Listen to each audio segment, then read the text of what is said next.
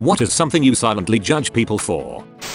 Hyping themselves up too much, saying shot like, that wouldn't fly with me, everyone knows not to mess with me, or, people look up to me, or I'll have your back until you cross me. Like bro, this isn't a movie, relax. I don't think these people understand that the more you have to hype yourself up, the less people actually think that of you.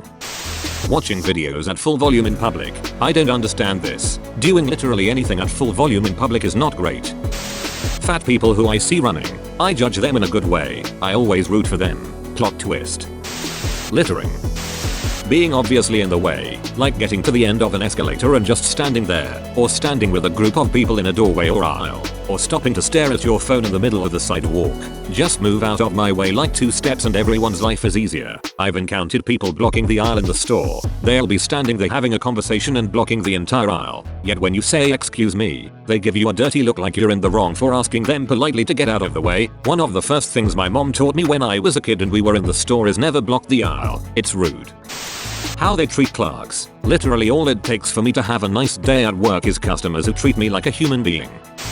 Being shy parents. Had a lady come to the shop with her daughter, kept yelling at her, calling her stupid. She had a world's best mom bumper sticker.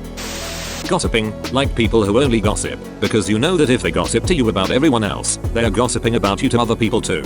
I'm too boring to gossip about. Checkmate. Pushing their insecurities onto other people. Lack of self-awareness. Littering. Chewing with their mouth open, drunkenly touching people. I've said this many times and I'll say it again, never drunkenly touch people, always do it when you're sober. Leaving the bathroom without washing your hands. I'm not touching that door handle with my bare hands when I leave, and definitely won't be shaking your hand later. Someone got written up at work because someone saw him take a dump. Leave the bathroom without washing and go directly to the break room and make a community pot of coffee. LOL. When people type loose instead of lose. People who don't throw away their trash at fast food places. Nothing screams disgusting to me more than someone who leaves all their stuff at their table and leaves. People who keep their dogs on chains outside 24/7. This is how we got our old dog. My brother started a new job, and the commute to and from work took him along a different route. He kept noticing a dog in a field and initially thought it was living its best life. We lived in a rural area at the time, and most homes had lots of yard space. Eventually, he started to get suspicious that the dog was always in the same, or even close to, spot. So one day, he took a closer look and realized the dog was not only tied up but it was covered in cigarette burns and had very little to no water. So my brother just grabbed the dog and brought him home. As far as we know, no one ever looked for it. We had that dog for about 12 years, and he was honestly the best boy. I don't recommend dog theft, but I kinda recommend dog theft. That's not dog theft, that is dog liberation, my friend. Not being able to accept other viewpoints and not ever admitting that they're wrong on any point. Screw you, you're dead wrong, and nothing you can say would convince me otherwise.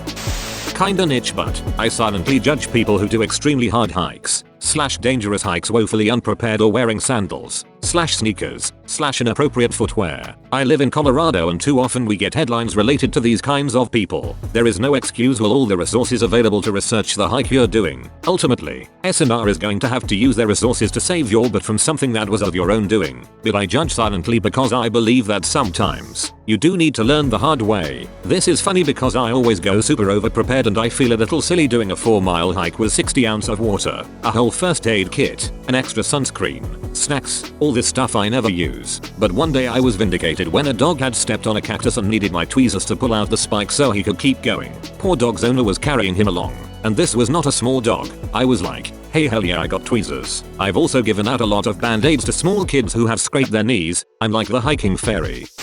Those who tend to play their favorite music so loud and on speakers so all of the people around him can hear the music. Like for the love of G, put on some earphones, or AirPods, or headphones. Sheesh. Additional notes. Reason why I silently judge them is because I am a tiny lady and if I even attempt to tell them to lower it down they will just look at me and laugh while shaking their silly heads and just continue to play their music. Again, I am just sharing an experience I had when I was riding a public transpo. All of us are from the graveyard shift and someone decided to play his song so loud that we cannot even think. We cannot even have some nap.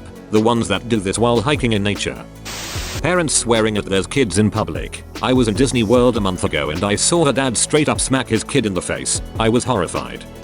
I understand being in a toxic or poopy relationship and that some people can't leave. I understand that. But I've met some girls who are balls deep obsessed with their poopy ass boyfriends and think that they can change them. Or think they are in love when the guy's an asshole and a bum. My neighbor, for example, cares more about her druggy boyfriend than her own child. Stuff like that I will judge you for. My niece at the moment has lost custody of 2 kids because her boyfriend duct taped the neurodivergent one and lied to the cops for him.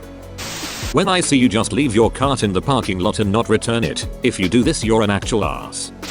When a parent gives a child a unique name that's obviously not specific to their culture, but a misspelled or made up name like Spencer or Olivia or Mason. A woman pregnant with twins falls into a deep coma. When she's miraculously awakened several months later, she notices that she is no longer pregnant and immediately asks the doctor about her babies. "Your twins are fine, Mom," the doctor replies. "You had a healthy baby boy and a girl, and your brother named them for you." The woman groans. "Not my brother, he's an idiot. What did he name them?" "Well, he named your daughter Denise," the doctor replies. "That's actually a really nice name." The woman says, "What about the boy?" The doctor sighs deeply. "The nephew." Coughing and sneezing directly into their hands.